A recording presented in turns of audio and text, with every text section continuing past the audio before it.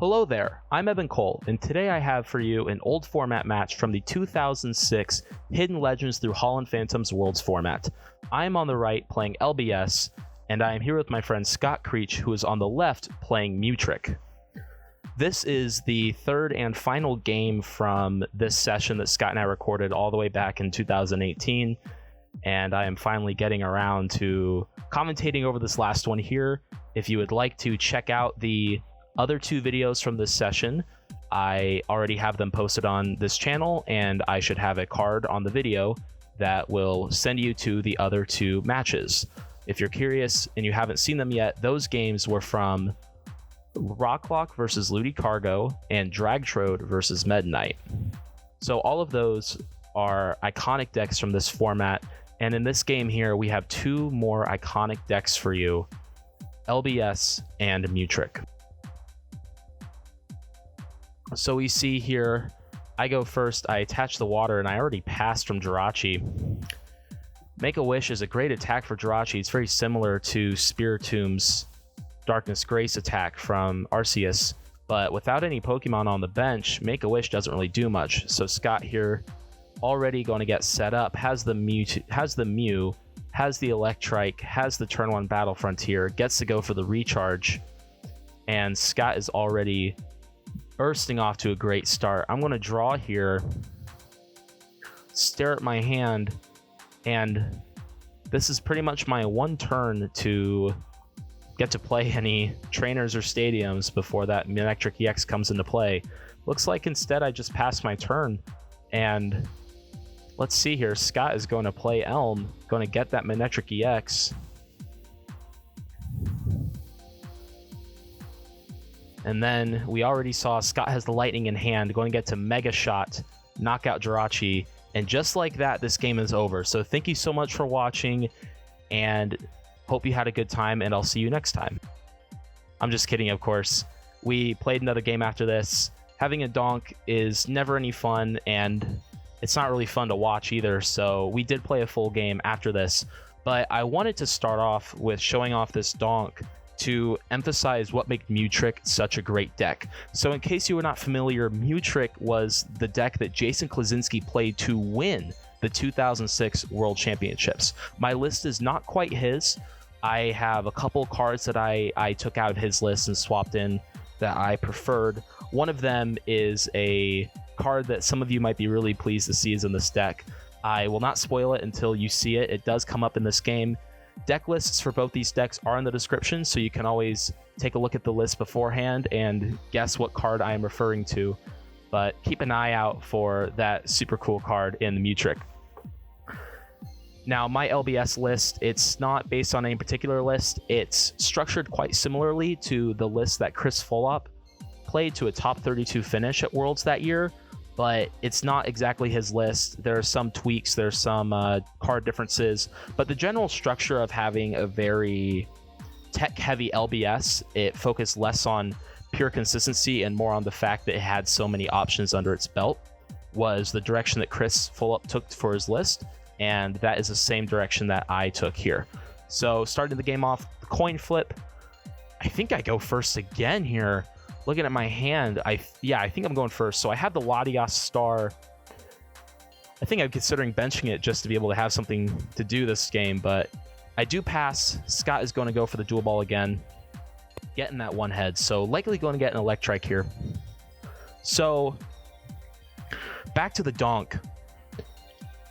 What makes Mewtric such a powerful deck, both in general and specifically in tournament play, is its ability to shut out games super quickly, either by locking your opponent out of the game with disconnect over and over again, or by being able to just take really quick knockouts and getting the donks, which in a casual setting like where Scott and I are playing, it's not a big issue. We can just shuffle back up, play another game. But if you're in a tournament setting, like Jason Klaczynski was at that World Championships, every game matters, and so to be able to win right off the bat on turn 2 or 3 is super powerful. Jason built his list super consistently. The goal every time is to get a turn 2 Manectric and a turn 2 disconnect, and boy does this deck do it well. Moving on my turn, I have that Holon Transceiver in my hand, going to use Holon Mentor. This is likely going to be the last turn I ever get to play trainers or stadiums in this game. We do see that Scott has those 2 Professor Elm's training methods in their hand, meaning that Scott can then search for that Manectric EX, evolve, and get that disconnect train going. Now, of course, I don't know that, but in this matchup, I should be preparing for that early knockout. Looks like for the Mentor, I'm going to get a Jirachi, a Magnemite, and something else. Magnemite, get to attach it as an energy. I will likely be retreating into that Jirachi, getting to use Wishing Star. So, to discuss a little bit about the strategy of these decks here. Oh, I'm eyeing in a Chansey? Might be a little too early for that one, dude. No, okay. I think I'm changing decisions here. It seems pretty clear that going into that Wishing Star is the play, so Jirachi Hidden Legends, unfortunately, wouldn't be too big of a help here because that Magnemite is probably the only energy I have. So I think going for the Wishing Star in the attack is more beneficial. Okay, I'm going to get the Onix here. So Mewtric, Manectric EX, it's a powerful disconnect attack, which says for 40 damage, and your opponent cannot play trainers or stadiums during their next turn, so the deck is all about disruption and denial. Lock your opponent out of the game by preventing them from playing trainers and, more importantly, stadiums. LBS is a deck that is built around Pidgeot, which is a colorless evolved Pokemon. As you can see, I benched this Pidgey here, meaning that the powerful stadium Battle Frontier will lock Pidgeot out of being useful this game. Oh, okay, I'm going to Wishing Star. This hand's not amazing. I could use the Holon Transceiver just to get it out of my deck. You know, try to go for a Scientist or an Adventurer. As you see, the Adventurer is also an option here. Looks like I'm going for the Transceiver. A bit more of a dynamic play, more options. And I sure hope I use it now, because just having a Transceiver sitting in my hand with that disconnect is awful. I would rather just go straight for the Adventurer if my plan isn't to play it. So I do hope that's what I did. Now, LBS, one of the other most iconic decks in this format. It is based around Lugia, Blastoise, and Steelix, hence its name. Blastoise DX with that Rain Dance ability, getting to attach multiple water energy in a single turn. And then by being able to take advantage of these pseudo Pokemon energy, such as Holon's Magneton, which you see in my hand. Okay, I'm going to retrieve it for that Magnemite. Great idea. And I think I just passed. Oh my gosh. I can't believe I just wasted that Transceiver. That's really high hopes to think that Scott wouldn't get the Manectric. And lo and behold, Scott going to Elm for that Manectric. Looking around at the rest of the deck, seeing what's in there before confirming. I think Scott checked with Dual Ball earlier, but it's always nice to double check. So with that Elm, Scott can then evolve into Manectric EX, and that disconnect is now online. Thanks to Mew's versatile body, Manectric doesn't even have to be active. Mew can just attack right from the get-go. Now, 40 damage won't knock out Jirachi, which is nice if Jirachi wakes up, but being locked out so early is so impactful in this game. So, let's see, Scott, okay, attaches the lightning to the Manectric, versatile for disconnect, 40 onto that Jirachi. I can no longer use trainers and stadiums. I do get to wake up Jirachi, which is huge for getting that Wishing Star. Looking at my hand, I draw the Blastoise EX. I have a rare candy, but that doesn't matter. I have a Space Center, and that doesn't matter because I can't use it. Can't use that Transceiver that's in my hand either. Oh boy, Wishing Star, that water energy looks good. The Scientist looks good. Mew EX could get a little tricky there. I could always try to use my own disconnect on Scott. Get into those little Mew wars. With Mew being 90 HP, there's this interesting dynamic of disconnect doing 40 damage. But I don't think that's going to happen in this game. Now with this matchup, what LBS wants to do here, when you're LBS and you come into this matchup, you should know that you're not going to get to play Pidgeot this game. So I'm kind of surprised I benched the Pidgey at all. I don't think I'm ever going to get to use it. And with some of the tech choices that are in LBS, mainly Mew EX and Celebi EX, there are options to try to combat Mew by swinging in for that psychic weakness while also trying to lock them out. Now, most notably is that Celebi EX. With its psychic shield attack, you can hit Mew for weakness and then prevent any damage done to Celebi from Mew. But I have to actually get that Celebi and then realize I need to attack with it. I'm going to attach a Magnemite to Onix and flip a coin, wake up because of sleep. So let's see here.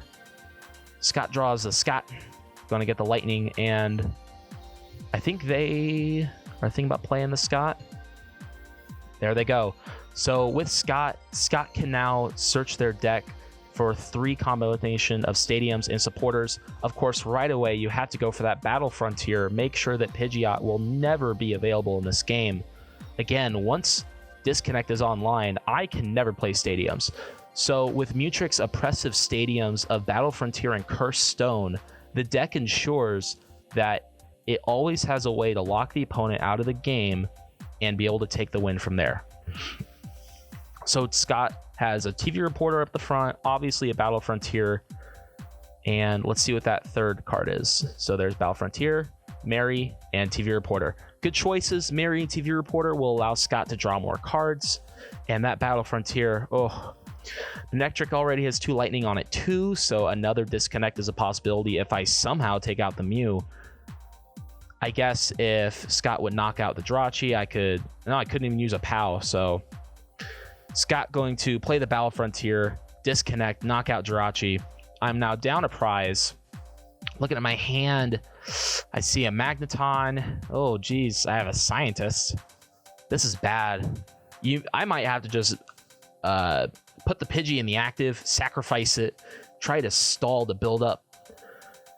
It is incredibly difficult to get around Mew once it is fully set up. And that is what makes Mewtric such a powerful deck, is that being able to only do 40 damage every turn and having a 90 HP attacker means the deck can be fragile. Okay, I do promote the Pidgey. I drew a Blissey EX. That doesn't help me at all. But at the end of the day, Mewtric has 50-50 matchups with basically any deck in the format, thanks to the fact that Disconnect plus Battle Frontier or Cursed Stone is absurdly oppressive. It really can shut down any deck in the format. I'm trying to think of decks that are completely untouched by Mewtric, and I can't really think of any. Some decks fare better than others, but ultimately, it's always difficult to have no access to powers, trainers, or stadiums. I benched the Latias Star, attached the Magneton. Looks like that's my turn here. Scott flips double tails on the dual ball, so no basics for them. Going to TV Reporter, draw 3 and discard a card. They drew a Girafarig. Now, Girafarig probably won't matter because Jirachi is KO'd, so Scott will put it in the discard pile. Let's see here. Now, they have a bunch of supporters, and there it is. There's the Rayquaza Star, who I was referring to earlier. This is a card that is not present in Jason's deck list, but I did put Rayquaza Star in mind because that amazing Holy Star attack, being able to do 100 damage to all of your opponent's Pokemon EX, is a phenomenal way to both finish the game and to actually improve some of the deck's matchups. A deck like Dragtrode is one that can try to work around Mewtric with Sneasel's Drag-Off attack. Even though Battle Frontier does shut down Dragonite and Electrode, Sneasel is a wonderful card against the Mewtric. And so with Holy Star, you can one-shot every single Sneasel EX that your opponent has in play, which will usually just win you the game on the spot. If they have 3, that's 6 prizes right there. So Rayquaza Star, a phenomenal card. Now, I don't have any Pokemon EX in play right now, but keep an eye out for it. That card could be helpful in finishing the game later on. With this Holon Mentor, I'm going to get a Chansey, a Jirachi, and a Celebi EX. That Celebi EX, like I said earlier, that Psychic Shield attack is super beneficial in this matchup. It looks like I'm going to hold on to it right now. I'm going to save it for its Time Reversal power, which will allow me to put a card from my discard pile on top of my deck. Bench Jirachi, attach the Magnemite. I think I'm just going to still try to set up. How many... Ooh, double tails again for dual ball. How many turns are we in this game? And I just am grappling to just set up my board. I don't have Blastoise, don't have Steelix. Let's see, Scott going for, I think this is the 4th dual ball of this game. 1 heads and a tails. So Scott will get a look for 1 more basic Pokemon. Probably another Mew EX to set it up. The only other tech Pokemon in this deck is Roselia. Let's see, okay, got the Mew.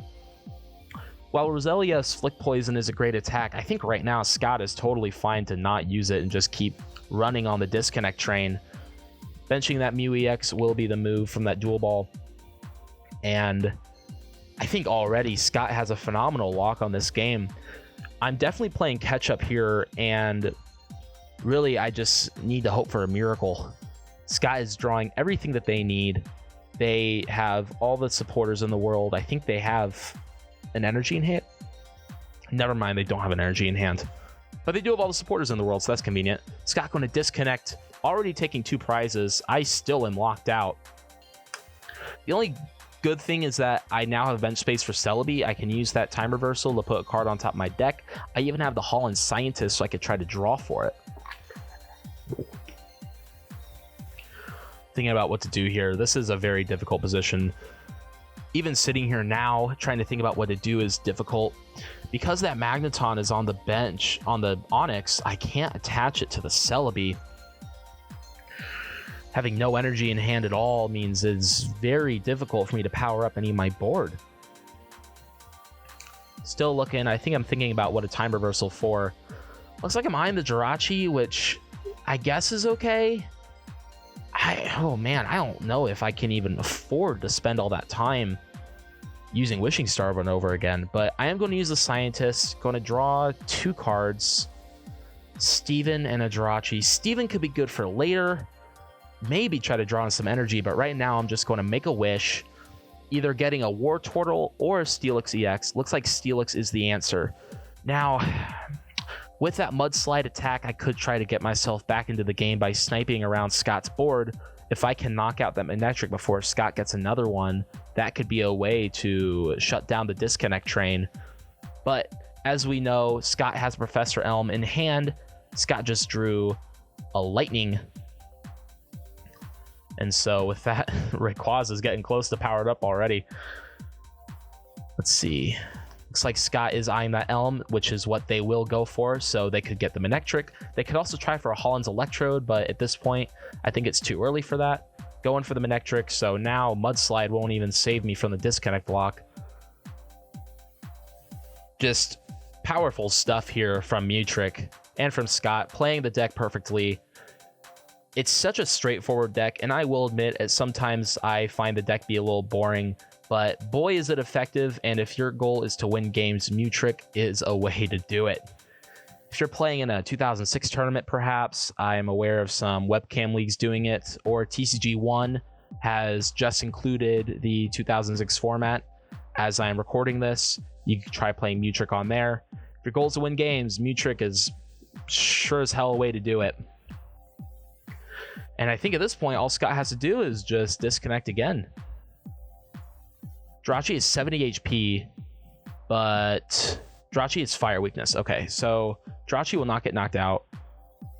So that gives me another turn to make a wish again if I want to. I drew a Holon Adventurer. How many cards are in my hand? I think 7, so not enough to use Steven's advice. Oh man, am I going to evolve into Blissey just so I can use Steven? Oh, that feels horrible, but all of this feels horrible. I can't really think of any single way to just... It doesn't feel like there's a best move right now. As LBS, I don't have a Blastoise. It's in my hand, but I don't think it's going to matter. Go for the Adventurer, discarding a Transceiver. I believe it only draws me 3 cards. Yes, it does. And that's just a whole bunch of supporters. I think the plan now, make a wish into a Wartortle, try to evolve into Blastoise. There it is. If I can get a Blastoise, at least I can still go for that Steelix strategy, or I can attach a water, Rain Dance a water to Celebi, and then attach a Castform or a Magneton to be able to attack with that Psychic Shield. But for now, my turn is over because of that Make-A-Wish. Going over now to Scott. Scott draws a Cursed Stone, and they do want to play it. It's pretty clear that Pidgeot's not coming out anytime soon, so to get that extra damage on, especially on that Celebi, is really powerful. Scott will attach a multi to Mew. Let's see here. And Rocket's Admin. Okay. That will drop my hand size, and oof. Scott shuffles away that Blastoise EX at an absolute perfect time to do so. Oh man, what do I even do at this point?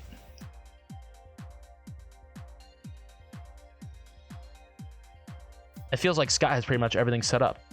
All they need is an Electrode if they want to go off with the Holy Star, but even then, let's see, I think Celebi has 80 HP, so Mega Shot would knock that out if Scott needs to take the final prizes. They do draw the Electrode, they draw a Switch. What do I have? A couple Water Energies, great. I do get that Elm, so it feels like there's a chance. If I can Elm into Blastoise and get some energy attached, I can do something here. Scott looks like they are going to use a Volt Tackle. Oh, on the Wartortle! So good! So with Mega Shot knocking out the Wartortle and Cursed Stone putting damage on Celebi between turns, now I don't have access to Blastoise. I do get to play my trainers though, so I go straight for that Transceiver just to have something to do. But holy cow. What a play from Scott. Yes, they do have no more energy on Mew. Yes, I do get to play trainers and stadiums this turn. But does it even matter if all my recovery cards have been used already and I don't even have a Blastoise in play? That Latias Star, not doing anything right now. That Chansey, not doing anything right now. Celebi EX is probably my one chance here.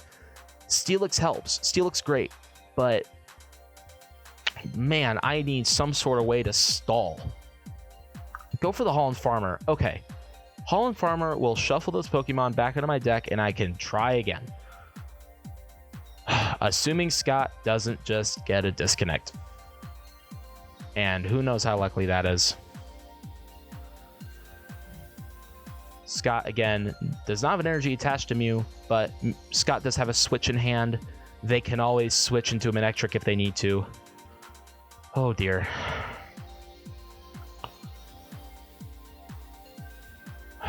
Oh, I'm thinking. So I transceivered for a Farmer, but I decided to use the Elm instead. I get a Blissey EX. Oh, do I just want to stall here? I don't know how I feel about that. Because Battle Frontier is no longer in play, I can use Blissey EX, evolve into it with that Blissful Support power to heal all my Pokemon. But that's just another Cursed Stone target, right? It'll heal Celebi, but I think it might be better to try to swing in with Celebi before I heal it. Let's see. Attach the water. I do evolve. I use Blissful Support. That'll heal some of my Pokemon, so that's nice. And I do get to use Steelix's Metal Charge attack. That's the name of it. I'll get to do 70 to the Mew, but 70 is not 90, so I can't knock it out. Yes, okay, so I do use Metal Charge, 70 onto the Mew, 1 onto my Steelix. Cursed Stone should trigger. I should put a counter on Celebi and Blissey. Let's see if I do that. We might have forgotten this turn. Scott going to play a switch right into that Manectric just as we figured. Oh, yep, okay. Now we remembered. Okay, that's good. We see a Battle Frontier, an Admin, an Electrode, a Manectric, and I think that's a Scott at the end of Scott's hand. Yeah, I think that's Scott. So Scott probably just wants to leave the Cursed Stone in play. They're going to attach the Electrode to Rayquaza, so all they need now is one Lightning, and Scott is able to Holy Star with that Rayquaza. Scott is going to use Rocket's Admin. They saw that I transceivered for that Holon Farmer and didn't use it, so that's a great chance to shuffle it away before they disconnect again. preventing me from being able to Transceiver again and forcing me to just naturally draw into that Holon Farmer, or yeah, just the Holon Farmer, because Holon Transceiver won't even work. I believe Scott only draws 3 cards from this. That is the case. I get to draw a whopping 6 because I haven't taken a single prize this game. I draw a Pidgey. That doesn't help. Scott draws Battle Frontier, Scott, and an Electrike, so they're just going to disconnect. Because of Steelix's resistance, Steelix only takes 10 damage from disconnect. But I don't even think the damage matters at this point. What matters is try to lock me out of this game. With only 3 prizes left, Scott can always go for the Holy Star for the win if they need to. I get to attach a water to that Steelix, meaning Mudslide is now online. I can snipe anything on Scott's field for 100 damage. I bench the Pidgey. Ugh. Okay. I think I have to admin now too. Okay. It just doesn't feel great.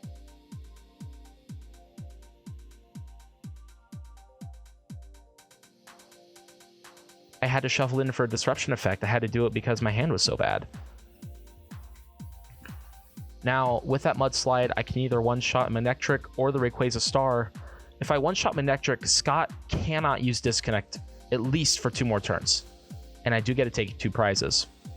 But if Scott does that, Scott promotes Rayquaza and has the opportunity to Holy Star, which will one-shot the Celebi, put a ton of damage on Blissey. Blissey with a whopping 160 HP. She already has 20 damage on her. With Curse Stone between turns, she would only need a few more turns to get knocked out. I'm going to use Mudslide and... okay. I take out the Rayquaza, which is understandable. I think in hindsight, I probably should have taken out the Manectric instead. Yes, Holy Star knocks out Celebi. Yes, Blissey has a lot of damage on her. Yes, Steelix has a lot of damage on it. But at the end of the day, the only way Scott can even use Holy Star is if they drew into a Lightning. And as we see, Scott did not. Scott's hand is not looking good right now. All they have to their name is Disconnect and Curse Stone, which they are going to use Disconnect. We do see me putting the damage on Curse Stone between turns. I draw. I see a Lugia, a Mew, a bunch of trainers, Steven. See, if I Mudslided the Manectric, I could instead be playing those cards. Having to play Rocket's admin, that gives Scott a chance at a better hand, a chance at a supporter, a chance at anything more than what we just saw. It's amazing just how powerful Mewtric is. It's amazing how Disconnect, even though it's only doing 10 damage to my Steelix, being able to lock those stadiums and trainers out means I'm drawing dead cards and I can't do anything about that Cursed Stone. With LBS being such a dynamic deck and having so many options at its disposal, it's incredible that it can just get locked out like this. Now, that Mega Shot from Scott to take out my Wartortle was an amazing play to get me at this point where I can't use Rain Dance. By attaching the Castform, I can use Metal Charge. Now, interestingly, Manectric also has Steel weakness, so... or Metal, yeah. So, Metal Charge only does 40 to Manectric, and Manectric is doing resistance to Steelix, so they both are preventing 30 damage to each other, which is pretty funny. Scott plays TV Reporter, discarding Scott. They have energy in their hand. They can just drop a Lightning on that Mew. Drop a Multi even, better idea. Now, we know I have the water in my hand. We know I can attach Use Mudslide. But now that Scott has that Multi on Mew, if they have another Lightning in hand, they can just attach and disconnect again because of that Manectric on the bench. So what do I do? I'm not really sure at this point. It seems like it might be too little too late. I do get attached to the water, but Celebi has only 30 HP left. Blissey only has 100 HP left. I think Steelix only has 100 HP left. Even though Rayquaza's gone and that's not coming back, Scott only needs a couple things to win the game. I do Mudslide the Mew. Okay, I get to take 2 prizes. Scott has that Lightning, and Celebi only has 20 HP left, and Scott knows they're in the clear. Once Celebi gets knocked out, Scott will have 1 prize, meaning a Mega Shot will knock out one of my Pokemon and win the game. Scott will bench a Mew and attach a lightning to it. Going to use disconnect. Celebi knocked out. Oh, Scott only has one prize left. And we know Scott has the lightning in hand, so my only chance is to play a Rockets admin. Of course, I don't have one because I had to use it so early on in the game. And so this should be the game for Scott. We know they have the lightning in hand. I have nothing to do about it. All they need to do is Mega Shot, knock out one of my Pokemon, and take that final prize. It's unfortunate that LBS didn't get to quite do its thing this game, but I think this game is a great example of what makes Mewtric such a powerful deck. And I think this video should give you a little bit of insight as to how Jason Klaczynski played this deck to a World Championship win at the 2006 World Championships. Eric Craig also played Mewtric, finished top 8. So we had 2 Mewtrics in the top 8. And there we go. Draws the lightning. Actually, attaches it, already had it. Mega Shot for the knockout. Knock out the Latias Star, and that is that. So thank you so much for watching. Again, this is the final game from this session. I have 2 other ones already on my channel you are free to check out. And that'll be it for these videos. Because this is the last video of the session, I'm not quite sure the next time I'll be able to record footage, but I have a couple ideas on my belt. I am thinking about recording some TCG1 and playing some of that for you. And so we will see how that all turns out. So thank you for watching and have a good day.